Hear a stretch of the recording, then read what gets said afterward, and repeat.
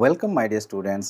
আজ আমাদের যেটা আলোচনা হবে সেটা হচ্ছে শতকরা সংযুক্তি এবং স্থূল সংকেত ও আণবিক সংকেত, এই দুটো বিষয় আছে। মানে শতকরা সংযুক্তিটা একটা বিষয় আর স্থূল সংকেত আণবিক সংকেত আরেকটা বিষয়ের মধ্যে পড়ছে। তো এই দুটো জায়গা থেকে প্রত্যেক বছরই দেখা যায় কিছু কিছু অঙ্ক দিয়ে দেয়, মানে নিউমেরিক্যাল প্রবলেম তোমাদের দিয়ে দেয় কিছু কিছু। তো সেই অঙ্কগুলো করাটা খুবই সহজ, খুবই ইজি, মানে বুঝতে পারলে তো খুবই সহজ, আর না বুঝতে পারলে খুবই জটিল। আর তোমরা তো জানো এখানে খুব সহজভাবে তোমাদেরকে শিখিয়ে দেওয়া হয়। তাহলে চলো আজকের ক্লাসটাও একটু সহজভাবে শিখে নেওয়া যাক। প্রথমেই আমরা দেখব যে শতকরা সংযুক্তি, যেটাকে বলা হচ্ছে পার্সেন্টেজ কম্পোজিশন। দেখো খুব সহজ একটা জিনিস। যদি ধরো যে একটা যৌগ থাকে, ধরো এটা একটা যৌগ, এখন এই যৌগটার যদি আমরা 100 ভাগ ওজন নিই, এটা ধরো এখানে 100 ভাগ ওজন নেওয়া হয়েছে। এই যৌগটার মধ্যে বেশ কিছু মৌল থাকবে। একটা যৌগের মধ্যে কতগুলো মৌল একসাথে যুক্ত হয়েই তো যৌগটা তৈরি হয়। যেমন হচ্ছে ধরো AB একটা যৌগ হতে পারে, বা AB2, বা ABX, বা জল যদি নাও H2O। তার মানে কি এখানে হাইড্রোজেন আছে, অক্সিজেন আছে, তাহলে একটা যৌগের মধ্যে কিছু মৌল থাকতে পারে। তাহলে কোনো একটা মৌল, ধরো এগুলো সব এক একটা মৌল ধরে নাও, তাহলে এই মৌলটা ধরো, এই মৌলটার যত ভাগ ওজন উপস্থিত আছে এই যৌগটার মধ্যে, সেইটা হচ্ছে এই মৌলটার শতকরা সংযুক্তি। বোঝা গেছে? মানে 100 ভাগ ওজনের যৌগটার মধ্যে কোনো একটা মৌল, নির্দিষ্ট মৌল যত ভাগ ওজন উপস্থিত থাকবে সেটাই হচ্ছে ওই মৌলটার শতকরা সংযুক্তি। যেমন আমরা জলের ক্ষেত্রে যদি বলি, তাহলে 100 ভাগ যদি জল নিই, ধরো 100 গ্রাম জল নিলাম, আচ্ছা, তার মধ্যে হাইড্রোজেন, হাইড্রোজেন যত গ্রাম হবে সেটা হবে হাইড্রোজেনের শতকরা সংযুক্তি। আবার অক্সিজেন যত গ্রাম হবে সেটা হবে অক্সিজেনের শতকরা সংযুক্তি। বোঝা গেছে ব্যাপারটা? আর পুরো যৌগটার একটা শতকরা সংযুক্তি বলা যেতে পারে কীরকমভাবে, না যৌগটার মধ্যে যতগুলো মৌল আছে প্রত্যেকটার যদি আমরা শতকরা সংযুক্তি বের করি, ধরো হাইড্রোজেনের বের করলাম, অক্সিজেনের বের করলাম, তাহলে এই যে লিস্টটা পেলাম মানে সব মৌলগুলোর, এইটাকেই বলা হচ্ছে যৌগটার শতকরা সংযুক্তি।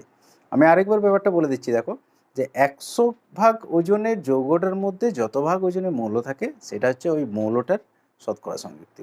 আর যদি টোটাল যৌগটার বলো, তাহলে যৌগটার মধ্যে যতগুলো মৌল আছে প্রত্যেকের শতকরা সংযুক্তি যদি তুমি নির্ণয় করো, তাহলে সেইটা হচ্ছে তোমার যৌগটার শতকরা সংযুক্তি। একটা উদাহরণ দিলে দেখো ব্যাপারটা আরও ক্লিয়ার হয়ে যাবে। যেমন জলের ক্ষেত্রেই যদি আমরা দেখি, জলের ক্ষেত্রে দেখা যায় কি যে হাইড্রোজেন আছে 100 ভাগ জলের মধ্যে, হাইড্রোজেন আছে মোটামুটি 11.1%। 11.1% হচ্ছে হাইড্রোজেন থাকে। তার মানে হাইড্রোজেনের শতকরা সংযুক্তি আমরা পেয়ে গেলাম। আচ্ছা, অক্সিজেনের যদি শতকরা সংযুক্তি দেখি, তাহলে অক্সিজেন আছে দেখতে পাবো 88.9%। তাহলে এইটা হচ্ছে অক্সিজেনের শতকরা সংযুক্তি পেয়ে গেলাম জলের মধ্যে। আর যদি টোটাল জলের শতকরা সংযুক্তি বলি, তখন আমাদেরকে দুটোই লিখে দিতে হবে, যে হাইড্রোজেন 11.1% আর অক্সিজেন হচ্ছে 88.9%। এটা রাসায়নিক বিশ্লেষণে দেখা গেছে এবং তোমরা নিজেরাও নির্ণয় করতে পারবে, তার পদ্ধতিটাও আমি শিখিয়ে দিচ্ছি একটু পরেই।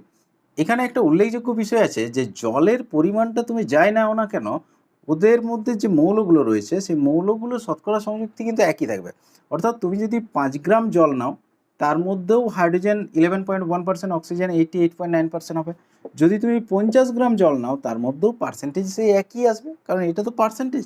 যদি তুমি কোনো ফ্র্যাকশন নাও, ধরো 56.5%, এটার মধ্যেও সেই একই আসবে হাইড্রোজেন অক্সিজেনের পার্সেন্টেজ, কারণ জল হলেই তার মধ্যে পার্সেন্টেজ এটাই হবে।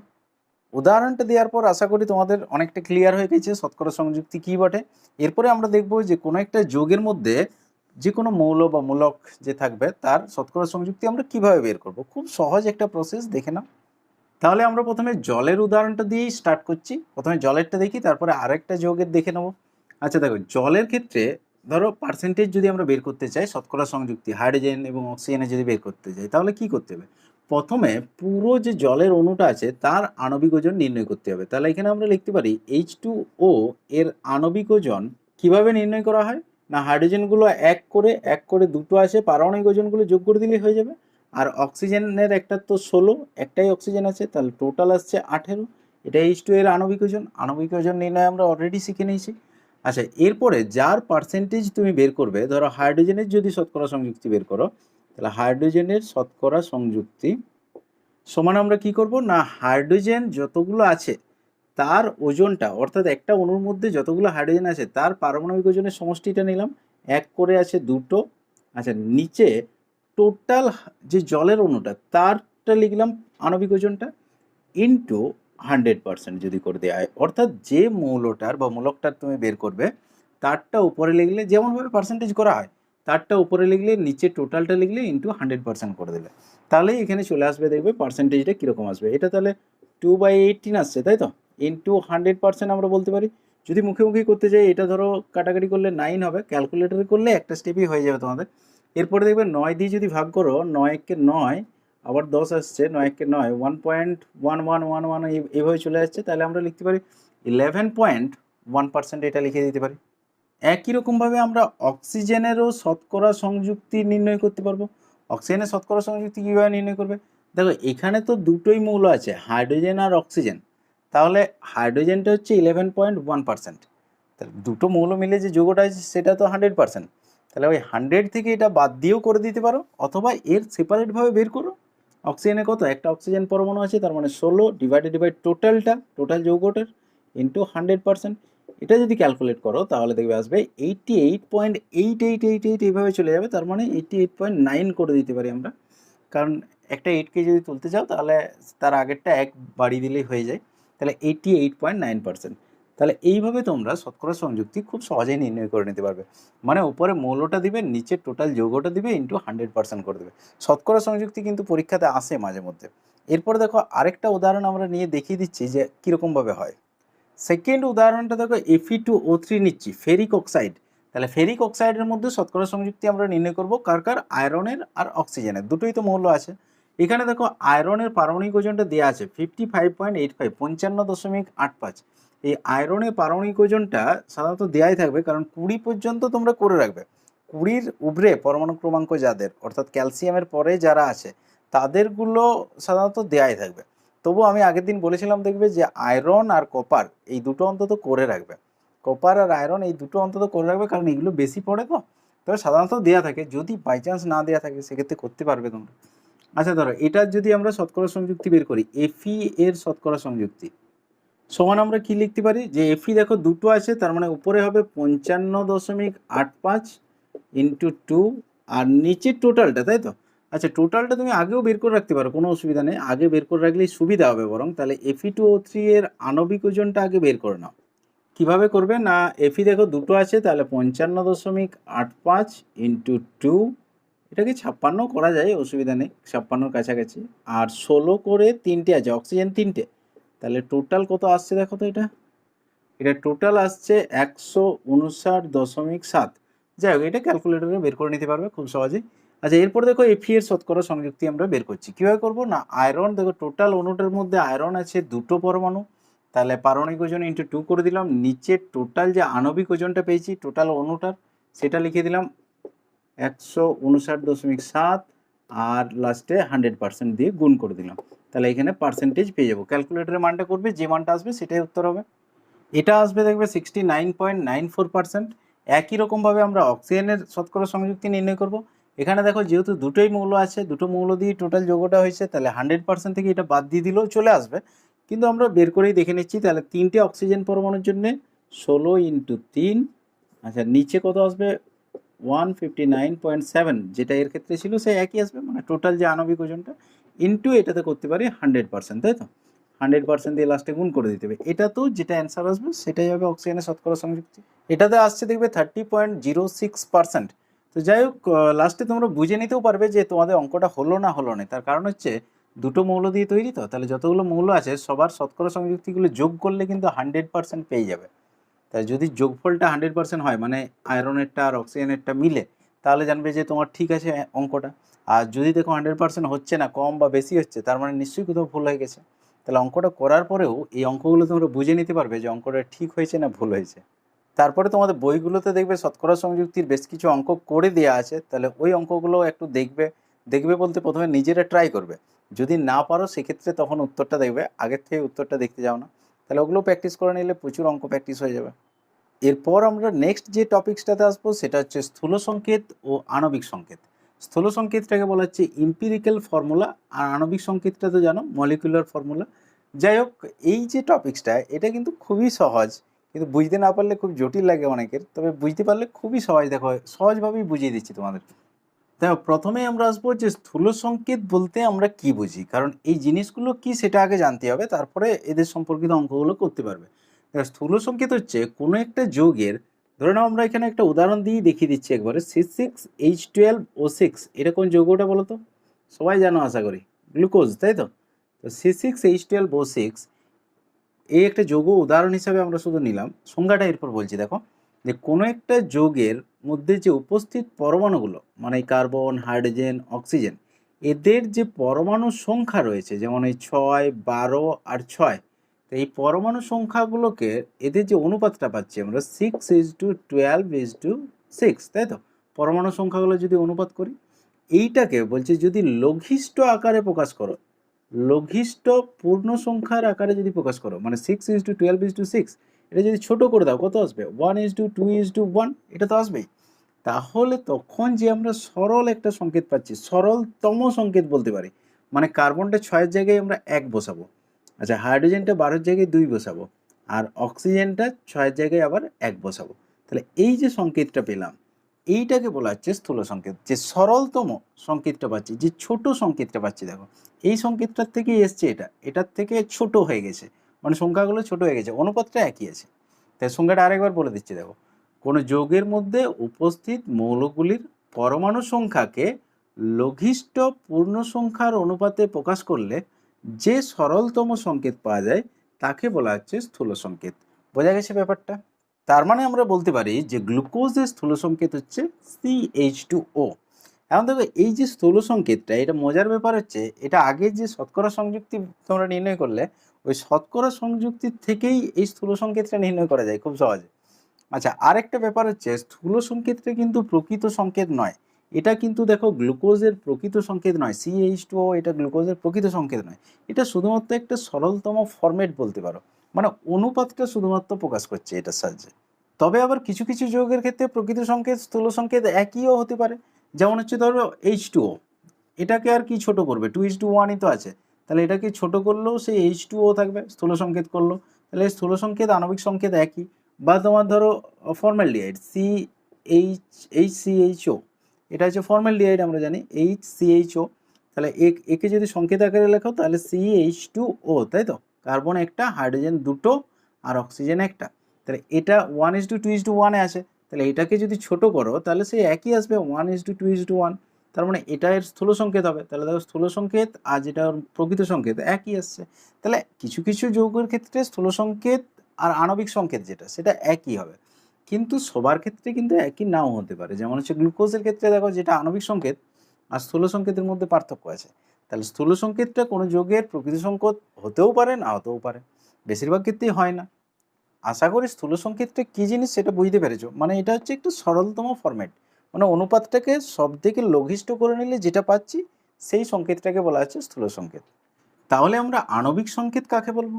না, আণবিক সংকেত যেমন গ্লুকোজের ক্ষেত্রে আণবিক সংকেত কত ছিল? C6H12O6।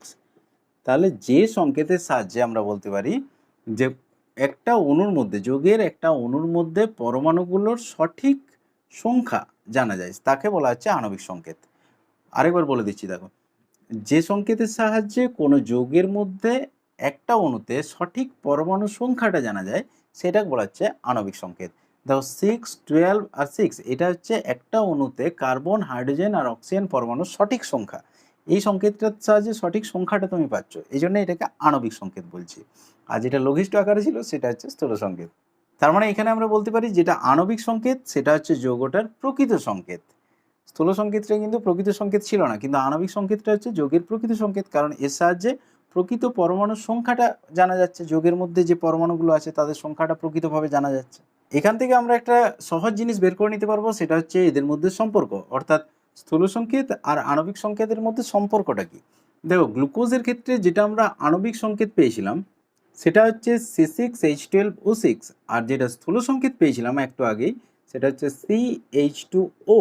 দেখো এই দুটো সংকেত থেকে একটা রিলেশন বেরিয়ে যাবে, তাহলে আমরা বলতে পারি যে আণবিক সংকেত সমান n ইন্টু স্থূল সংকেত, মানে স্থূল সংকেতটাকে যদি আমরা n দ্বারা গুণ করি, যেখানে n হচ্ছে যে কোনো পূর্ণ সংখ্যা হতে পারে, n যে কোনো পূর্ণ সংখ্যা বলতে 1, 2, 3, 4 এরকম যে কোনো পূর্ণ সংখ্যা হতে পারে, তাহলে সেই রকম একটা উপযুক্ত পূর্ণ সংখ্যা দিয়ে যদি স্থূল সংকেতটাকে গুণ করি তাহলে আমরা আণবিক সংকেত পেয়ে যাবো। যেমন গ্লুকোজের ক্ষেত্রে দেখো C6H12O6টা ছিল আণবিক সংকেত, আর এটা হচ্ছে স্থূল সংকেত।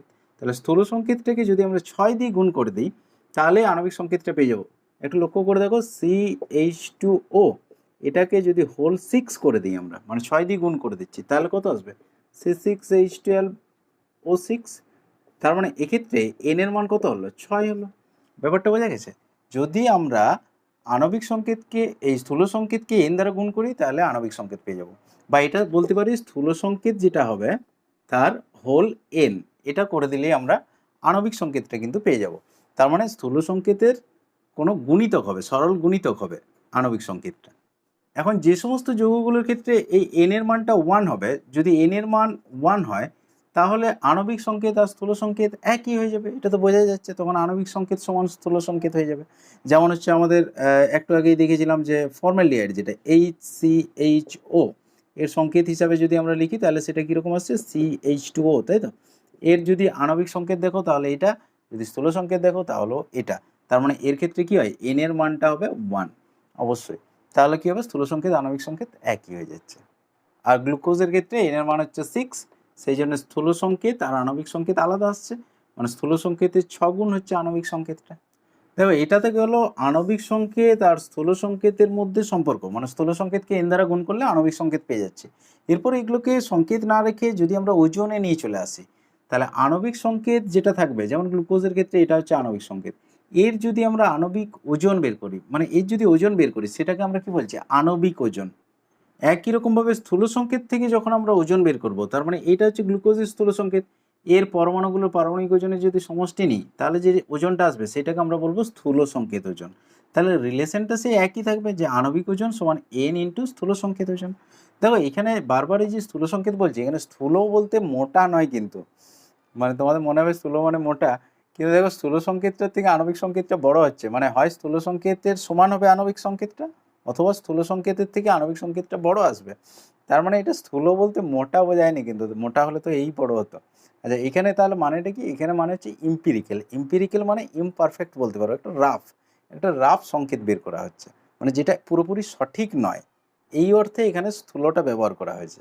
আচ্ছা যাই হোক, আশা করি আমাদের সম্পর্কগুলো বুঝতে পেরেছো। একটা হচ্ছে আণবিক সংকেত সমান এন ইন্টু স্থূল সংকেত, আর একটা হচ্ছে ওজন দিয়ে আণবিক ওজন সমান হচ্ছে এন ইন্টু স্থূল সংকেত ওজন। এই দুটো সংকেত একটু জেনে রাখবে, এটা তো মানে সম্পর্ক একটু জেনে রাখবে, এটা তো এমন কিছু নয়, খুব সহজ একটা জিনিস। এরপরে নেক্সট আমরা দেখব যে যৌগের শতকরা সংযুক্তি থেকে আমরা কিভাবে স্থূল সংকেত ও আণবিক সংকেত নির্ণয় করতে পারি। তো এটার জন্য আমরা কি করেছি, যে একটা কোশ্চেনকে নিয়ে নিয়েছি, গাণিতিক উদাহরণকে নিয়ে নিয়েছি, এই অঙ্কটাকেও সলভ করা হবে আর প্রসেসটাও শেখা হয়ে যাবে, মানে একবারই হয়ে যাবে। তাহলে কি হবে, তোমাদের শিখতে সুবিধা হবে। দেখো তাহলে এখানে কোশ্চেনটা আমি শর্টে লিখে রেখেছি একটু, দেখো কোশ্চেনটা বুঝিয়ে দিচ্ছি কি দেওয়া আছে, যে একটা যৌগে কার্বন, ক্লোরিন আর হাইড্রোজেন আছে, মানে তিনটে মৌল দিয়ে যৌগটা তৈরি হয়েছে, কার্বন, ক্লোরিন আর হাইড্রোজেন, যার মধ্যে কার্বনের শতকরা সংযুক্তি দেওয়া আছে 10.04%, ক্লোরিনের হচ্ছে 89.12%, আর হাইড্রোজেনের দেওয়া নেই। তো যাই হোক, আরেকটা বিষয় বলে দেওয়া আছে যে যৌগের বাষ্প ঘনত্ব হচ্ছে 59.75। এটা বাষ্প ঘনত্ব সম্পর্কিত ক্লাস তো আগেই দিয়েছি আমি, যদি কেউ না দেখে থাকো তাহলে ওটা আগে দেখে নেবে। বাষ্প ঘনত্বটাকে ডি দ্বারা প্রকাশ করা হয়, তাই তো? এখানে জানতে চেয়েছে যেটা, যে যৌগের আণবিক সংকেত নির্ণয় করো। দেখো কোশ্চেনটাতে যেটা দেওয়া আছে শুধুমাত্র আণবিক সংকেত নির্ণয় করো দেওয়া আছে, কিন্তু তোমাদেরকে বলে রাখি এই পার্সেন্টেজ থেকে, মানে শতকরা সংযুক্তি থেকে প্রথমে তোমাকে স্থূল সংকেতটা বের করতে হবে। স্থূল সংকেতটা পেয়ে গেলে তারপরে তুমি আণবিক সংকেতটা নির্ণয় করতে পারবে, মানে স্টেপ বাই স্টেপ যেতে পারবে। তাহলে আণবিক সংকেত নির্ণয় করতে দেওয়া আছে, তার মানে হচ্ছে তোমাকে স্থূল সংকেতও বের করতে হবে, আণবিক সংকেতও বের করতে হবে। তাহলে চলো অঙ্কটাও একটু দেখে নিই, তার সাথে প্রসেসটাও একটু দেখে নিই। তাহলে এটার প্রসেসে যাওয়ার আগে আমাদেরকে এই হাইড্রোজেনের পরিমাণটাকে বের করে নিতে হবে, কারণ ওটা তো দেওয়া নেই, শুধু বলে দেওয়া আছে যে তিনটে মৌল দিয়ে তৈরি, তার মধ্যে দুটো দেওয়া আছে আর একটা দেওয়া নেই। এবারটা বুঝতে পেরেছো? আশা করি অনেকে বুঝতে পেরেছো। তিনটে মৌল তো, তাহলে টোটাল হচ্ছে 100%, তার মধ্যে দুটো দেওয়া আছে আর একটা দেওয়া নেই, তাহলে 100 থেকে এই দুটো বাদ দিয়ে দিলেই হয়ে যাবে। তার মানে এখানে আমরা লিখতে পারি 100 মাইনাস এটা 10.04 প্লাস 89.12। আচ্ছা এটা যদি করো পার্সেন্টেজটা, টোটালটাতে একটা পার্সেন্টেজ সাইন দিয়ে দিতে পারো, আমার এখানে ধরছে না, যাই হোক একটু বুঝে নেবে। তাহলে এটা মোটামুটি আসবে 0.84%। এটা ক্যালকুলেটারে করবে, খুব সহজেই হয়ে যাবে তোমাদের। তাহলে যাই হোক পার্সেন্টেজগুলো আগে দেখে নিলাম, অনেক সময় পার্সেন্টেজ সকলেরই দেওয়া থাকে, তো এই অঙ্কটাতে দেওয়া নেই, তার জন্য আমরা আগে বের করে নিলাম, কারণ দুটো দেওয়া থাকলে তৃতীয়টা দেওয়া থাক বা না থাক তোমরা এমনিতেই বুঝতে পারবে। এরপর দেখো মেন প্রসেসটা। এখন শতকরা সংযুক্তি থেকে আমরা স্থূল সংকেতে কীভাবে আসবো না, যদি শতকরা সংযুক্তি সব মৌলগুলো দেওয়া থাকে যৌগটার মধ্যে, তাহলে এদের পরমাণু সংখ্যার অনুপাতটা নির্ণয় করা যায়। তার মানে আমরা এখানে লিখতে পারি যে পরমাণু সংখ্যার অনুপাত carbon is to hydrogen is to chlorine. এখন দেখো আমরা ক্লোরিনটাকে লাস্টে লিখছি, তার কারণ হচ্ছে ক্লোরিনটা সবার মধ্যে দেখবে ইলেকট্রোনেগেটিভ, ওটা সাধারণত লাস্টের দিকেই থাকে, সংকেতগুলো ওইভাবেই দেখবে থাকে সমস্ত যৌগেরই, মানে ইলেকট্রো পজিটিভগুলো সামনের দিকে থাকে প্রথমে, আর পরের দিকে ইলেকট্রোনেগেটিভগুলো থাকে। যাই হোক, তোমরা যদি ভিতরে লেখো তাও কোনো অসুবিধা নেই, আমি বাইরে লিখেছি তাহলে সংকেতটা সরাসরি দেখতে পেয়ে যাবে। আচ্ছা যাই হোক, তাহলে প্রত্যেকটা মৌলের পরমাণু সংখ্যার অনুপাতটা আমরা বের করব।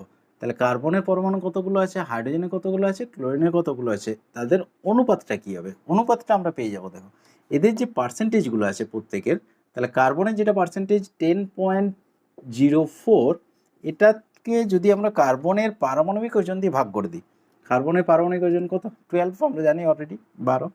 আচ্ছা ইজ ডু হাইড্রোজেনের ক্ষেত্রে একই রকম করতে হবে, শতকরা পরিমাণ ডিভাইডেড বাই পারমাণবিক ওজন। হাইড্রোজেনের কোনটা আছে এটা, তাহলে 0.84 ডিভাইডেড বাই 1 ইজ ডু, কারণ হাইড্রোজেনের পারমাণবিক ওজন হচ্ছে 1। আচ্ছা ক্লোরিনের এটা কী হবে 89.12, 89.12 ডিভাইডেড বাই ক্লোরিনের পারমাণবিক ওজন হচ্ছে 35.5, 35.5, তাই তো, এটা অলরেডি আমরা জানি। এরপরে এটাকে অনুপাতটা বের করতে হবে, তাহলে এটা ক্যালকুলেটরে ক্যালকুলেশন করবে, যে অনুপাতটা আসবে লিখবে, তাহলে ক্যালকুলেটরে দেখা গেল যে এই অনুপাতটা আসছে। এখন যাই হোক কী করা হলো বোঝা গেল তো। তাহলে পরমাণু সংখ্যার অনুপাত কীভাবে বের করবে, শতকরা সংযুক্তি ডিভাইডেড বাই পারমাণবিক ওজন করে দেবে, তাহলেই হয়ে যাবে।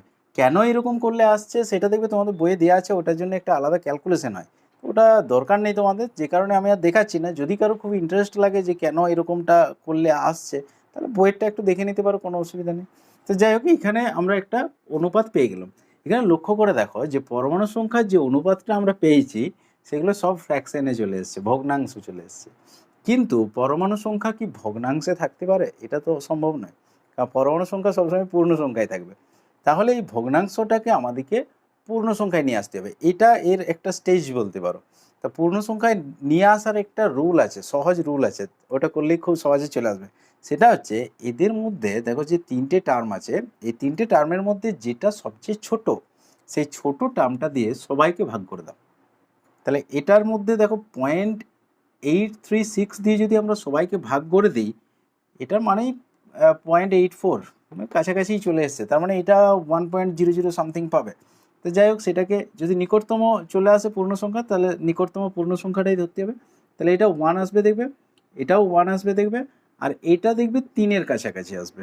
তার মানে এটা সমান না দিয়ে তুমি অলমোস্ট ইকুয়ালস টু দিতে পারো, এরকমভাবে একটা সোজা দাড়ি আর একটা হচ্ছে এরকম বাঁকা দিয়ে দিলে, তার মানে অলমোস্ট ইকুয়াল টু, মানে প্রায় এটা আসবে। কারণ প্রায় কেন বলছি, কারণ এই যে ধরো 3, যদি কোথাও 2.99 আসে, তাহলে সেটা আসন্ন পূর্ণ সংখ্যাটা ধরে নিতে হবে, অর্থাৎ ওটাকে রাউন্ড আপ করে দিতে হবে। 2.99 মানে 3-এর কাছাকাছি, বা কোথাও ধরো পেলে 4.01, তার মানে এটাকে 4 ধরতে হবে, কারণ পরমাণু সংখ্যা তো একদম এরকম ফ্র্যাকশনে হবে না, আর যখন এতটা কাছে চলে আসবে তখন এটাকে পূর্ণ সংখ্যা ধরে নিতে পারো, কোনো অসুবিধা নেই। এখানে আরেকটা বিষয় বলে রাখি, যে কাছাকাছি পূর্ণ সংখ্যা যদি ইনকেস না পাও, ধরো কোথাও এরকম এলো 1.5:2:2.5, ধরো এইরকম এলো, তাহলে এইরকম যদি অনুপাত আসে, যদি আসে, এটার ক্ষেত্রে আসেনি, এটার ক্ষেত্রে চলে এসছে পূর্ণ সংখ্যার কাছাকাছি, তার মানে পূর্ণ সংখ্যা আমরা পেয়ে গেছি। কিন্তু যদি ধরো এরকম আসে, তখন কি করতে হয়, তখন তোমার দেখবে ভাগ করেও, মানে ছোটোটা দিয়ে ভাগ করেও পাচ্ছ না, তাহলে তখন তোমাকে নিকটতম পূর্ণ সংখ্যা দিয়ে গুণ করতে হবে, সরি নিকটতম নয়, মানে ছোট পূর্ণ সংখ্যা দিয়ে গুণ করতে হবে। তার মানে এটাকে দেখো, যদি আমরা 2 দিয়ে গুণ করে দিই সবাইকে, তাহলে 1.5কে 2 দিয়ে গুণ করলে 3 আসছে, 3:4 আসছে, আর এটা 2.5কে 2 দিয়ে গুণ করলে 5 আসছে, তখন পূর্ণ সংখ্যা চলে আসে। মানে ছোট পূর্ণ সংখ্যা দিয়ে গুণ করে দিতে পারো, যদি এরকম 0.5 বা এই ধরনের চলে আসে, মানে মাঝামাঝি চলে আসে, এটাকে দেখো কোনো দিকেই তুমি নিয়ে যেতে পারবে না, 1.5কে 1 ধরবে না 2 ধরবে, মাঝামাঝি পড়ে যাচ্ছে, তখন তোমাকে ছোট পূর্ণ সংখ্যা দিয়ে গুণ করে ওটাকে পূর্ণ সংখ্যাতে নিয়ে যাওয়ার চেষ্টা করতে হবে। তাহলে যাই হোক, আমরা পরমাণু সংখ্যার অনুপাতটা পেয়ে গেছি, তার মানে এখান থেকে আমরা স্থূল সংকেত পেয়ে যাচ্ছি, দেখো খুব সহজে। স্থূল সংকেত সমান কি আসবে, কার্বন একটা আছে, হাইড্রোজেনও একটা আছে, আর ক্লোরিনও 3টে আছে, তাহলে CH3, এটা হলো আমাদের স্থূল সংকেত। তাহলে স্থূল সংকেত থেকে আমরা আণবিক সংকেতও বের করে দিতে পারি। আণবিক সংকেত কিভাবে করা যায়? CH3 হোল n করে দিলেই হবে, সেটা অলরেডি আগেই আমরা দেখে নিয়েছি। n হচ্ছে একটা পূর্ণ সংখ্যা, n দিয়ে গুণ করে দিলে আণবিক সংকেত আমরা পেয়ে গেলাম। এখন যে আণবিক সংকেত পেয়েছি এটার থেকে দেখো আণবিক সংকেত ওজন আমরা বের করতে পারি। এদের যে পরমাণুগুলো আছে পরমাণুগুলো সব পারমাণবিক ভরের সমষ্টি নিলেই আণবিক ওজন বেরিয়ে যাবে। এখন আণবিক ওজন যদি বেরিয়ে যায় এখান থেকে বাষ্প ঘনত্ব থেকেও একটা দেখো আণবিক ওজন চলে আসবে। তাহলে দুটো আণবিক ওজনকে যদি সমান করে দাও তাহলে n এর মানটা পেয়ে যাবে। আচ্ছা, এইভাবে যে স্থূল সংকেত আণবিক সংকেত নির্ণয় করে যে আণবিক ওজনটা পাচ্ছি সেটা কত আসবে? দেখো CH3 হোল n, তারপরে কার্বন হচ্ছে 12 প্লাস হাইড্রোজেন একটা প্লাস ক্লোরিন হচ্ছে 35.5 ইন্টু 3, তাই তো? 35.5 ইন্টু 3, এটার হোল n, মানে এটাকে পুরো n দিয়ে আবার গুণ করতে হবে, তাহলে এটা যেটা আসবে সেটাই হবে। এটা ক্যালকুলেট করলে আসছে 119.5, আর এই যে এনটা আছে তাহলে 119.5 এন এলো। তার মানে এইটা হচ্ছে আমাদের আণবিক ওজন এলো কোথার থেকে? না স্থূল সংকেত করে যখন আমরা বের করছি, মানে পরমাণু সংখ্যার অনুপাত, স্থূল সংকেত, আণবিক সংকেত, তারপরে আণবিক ওজন। আর এই বাষ্প ঘনত্ব থেকে একটা আণবিক ওজন পাওয়া যায়। বাষ্প ঘনত্ব মানে কি? ডি, তাই তো? আমরা কি জানি? আণবিক ওজন এম সমান 2D আমরা বলতে পারি। তার মানে 2 ইন্টু 59.75, এটার মানটাও আসবে দেখবে 119.5। ক্যালকুলেশন করবে ক্যালকুলেটরে, দেখবে এটাই আসছে। তাহলে দেখো এখান থেকে যে আণবিক ওজন পেয়েছি আর এখান থেকে যে আণবিক ওজন পেয়েছি দুটোই তো একই যৌগের, তার মানে এটা সমানই এটা বলে দিতে পারি। তার মানে এখানে আমরা লিখতে পারি অতএব 119.5 n সমানই হচ্ছে 119.5। আচ্ছা, তার মানে n ইকুয়ালস টু 1। অতএব আণবিক সংকেত কী হবে? এখানে n এর মানটা 1 বসিয়ে দাও। দেখো বোর্ডটাতে অনেক লেখা হয়ে গেছে, একটা বোর্ডের মধ্যে সব কিছু করছি তো তোমরা খাতায় লিখলে সাজিয়ে লিখতে পারবে। যাই হোক একটু বুঝে নেবে। তাহলে এখানে n এর মানটা যদি আমরা 1 বসিয়ে দিই তাহলে কত আসবে? CHCl3। তাহলে এটাই হবে আণবিক সংকেত যৌগটার। ব্যাপারটা বোঝা গেল তো কীভাবে করলাম? আরেকবার বলে দিচ্ছি। দেখো প্রথমে পরমাণু সংখ্যার অনুপাতটা বের করবে, পার্সেন্টেজ ডিভাইডেড বাই পারমাণবিক ওজন করে অনুপাতটা পেয়ে যাবে। আচ্ছা, তারপরে সেটার থেকে স্থূল সংকেত পেয়ে যাচ্ছ, অনুপাত পেয়ে গেলে স্থূল সংকেতকে n দিয়ে গুণ করলে আণবিক সংকেত পাচ্ছ, সেটার থেকে আণবিক ওজন পাচ্ছ। আর তোমার একটা আণবিক ওজন দেখবে সরাসরি দেয়া থাকবে অথবা বাষ্প ঘনত্ব দেয়া থাকবে। যদি আণবিক ওজন দেওয়া থাকে তাহলে এটা সমান এটা করে দিলেই হয়ে যাবে, আর বাষ্প ঘনত্ব দেওয়া থাকলে m সমান 2D করে আণবিক ওজন পেয়ে যাবে। তাহলে এই আণবিক ওজনটা আর এদিক থেকে যে আণবিক ওজন পেলে দুটোকে সমান করে দিলে তাহলে n এর মানটা পেয়ে গেলে।